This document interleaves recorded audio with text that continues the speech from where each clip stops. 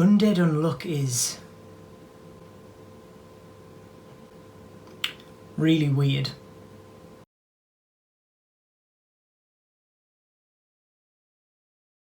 Hello and welcome to another video. I'm Northern Soul Reaper. Today I want to talk about Undead Unluck, which is a new manga series running in Weekly Shonen Jump. Before we get started, I'm going to put a little bit of a spoiler tag up here. This is going to be a bit more of an in-depth discussion of the chapter. So before you watch this video, the chapter is 55 pages long. Download the app, go read it, come back, and we'll discuss it. I can wait. Go on, go read it.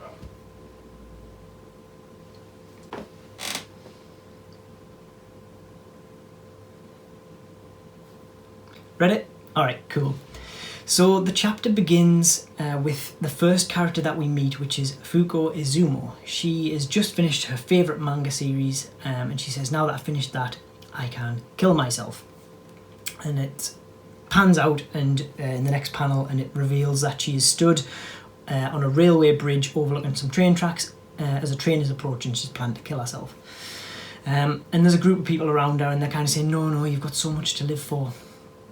And she's brandishing a knife, and she says, no, I wanted to fall in love like in this manga, but with this body I'm never going to be able to do it, which immediately I thought was a bit of a weird thing to say. But while this is happening, and she also says, if you touch me, you'll catch an incurable disease and die. And while this is happening, there's a character off in the background. He's shirtless and he's got this weird thing sticking out of his head, which becomes kind of more important later in the chapter, and I'm sure it'll also be more important as the series goes on. But he walks over and impales himself on the knife that she's brandishing, and goes on to say, oh, an incurable disease, I want it. And he touches her, and she's like, no, you're going to catch it, it's coming. And he's like, what? He's like, my unluck. And as she says that, the concrete that he's standing on crumbles away. He falls into the path of an oncoming train, and we get a thwack as he is hit by the train. And then it skips. The next panel is her looking at the train. There's no one. It doesn't seem like there's been anyone hit by it. There's nothing there. And the train driver's like, it definitely happened. There's a dent there. And she finds the head of this guy, and it's very much alive and talking. And in front of her eyes, he regenerates. And she basically says, oh, it's a zombie. And he's like, no, I'm undead. And we get a bit of back and forth. And he basically says that he wants to investigate her powers a bit more. So we get a bit of back and forth so they go on top of a rooftop building. And he's basically, after a bit of goading from him, he gets her to reveal that when she was young, her parents hugged her goodbye as they were about to get on a plane. And from that hug, moments later, the plane exploded on the runway. And ever since then, she's been convinced that she's had this unluck ability that causes anyone who touches her to die. So the zombie is like, okay, well, if a hug does that, then I'll grab your boobs and hopefully you'll kill me. And from that encounter, a crate of bananas falls on him and crushes him, and she tries to get away and falls off the building. He saves her and then says he wants to do a bit more experimenting, so he basically kidnaps her and takes her to his hideout. And we also get a glimpse of a group of people who have kind of look like they've been trailing the zombie, and they say, we'll find out what her ability is and we'll apprehend them. So the next kind of panel, they're in this hideout of the zombie, which turns out to be an abandoned building. And he's doing some tests, so he grabs her for 10 seconds and a piece of concrete falls from the roof and crushes it, nearly crushes him, and he says, okay, well, now I want to try to touch the most surface area, take off your clothes, and she's like, no way. And he's like, all right, well, we'll compromise, you can keep your underwear on. And he chases her, and as he's chasing her, her jacket gets snagged and her hat comes off, and it reveals all this long hair. And we get a kind of reveal from her that she's never had a haircut, because anyone who touches her to give her a haircut dies. And we get this really sweet moment where the zombie, who keeps saying he's undead, I'm not a zombie, I'm undead, he gives her a haircut, and it's really sweet. He's kind of saying, it doesn't matter if if anything happens to me, you've seen I don't die, so I'll give you a haircut. And he gives her a haircut that's cut really short. And it's a really nice moment. I really enjoyed that kind of like, in the middle of all this, we get that kind of human moment, which doesn't last long because the organisation seem to have caught up and they chop off the zombie, the undead's head, and put it in like a spherical orb thing. They chop off his head and put it in a Pokeball. And then we get some dialogue between Fuko and the villain, and he's saying, she's like, what are you going to use my ability for? And he's like, well, you negate the luck of anyone you touch. What other purpose would it serve than killing? And while that's going on, it appears that the unluck from the haircut hasn't run its course yet, because a bolt of lightning smashes the Pokeball.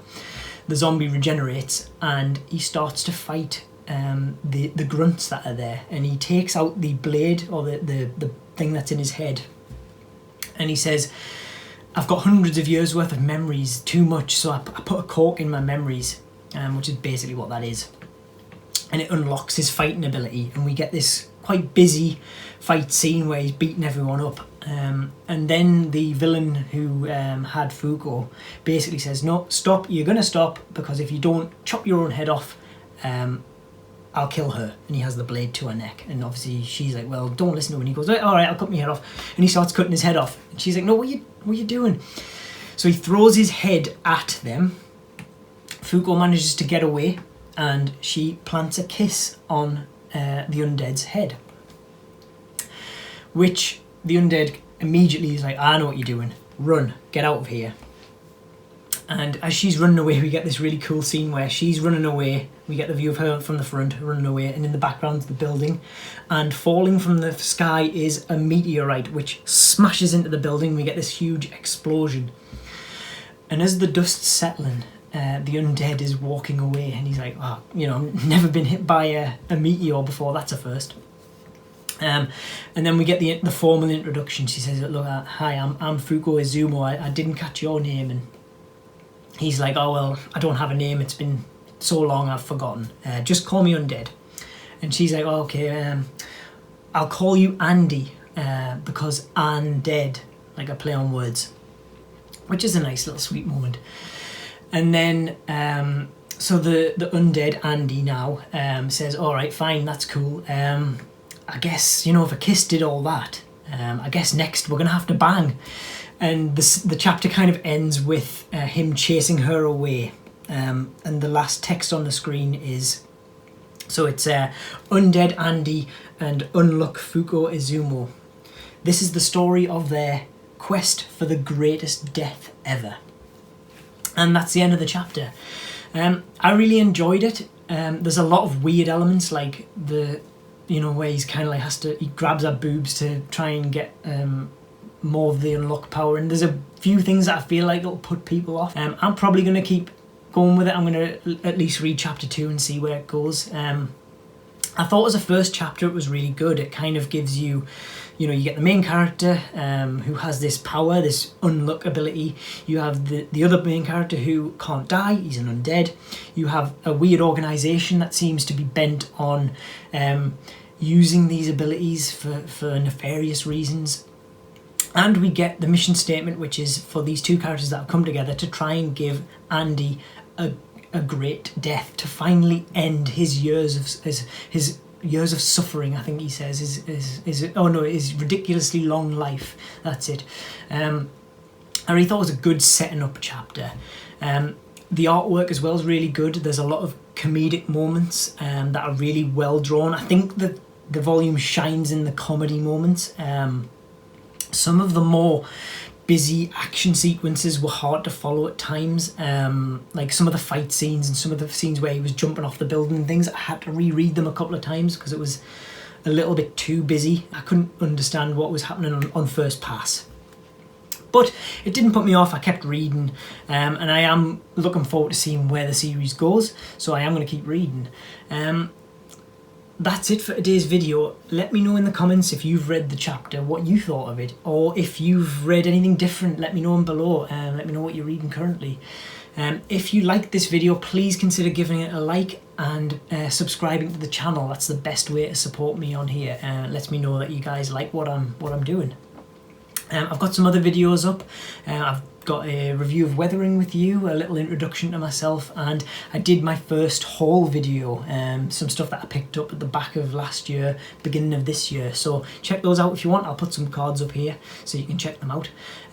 Thank you very much for watching. I've been Northern Soul Reaper, and until next time, goodbye.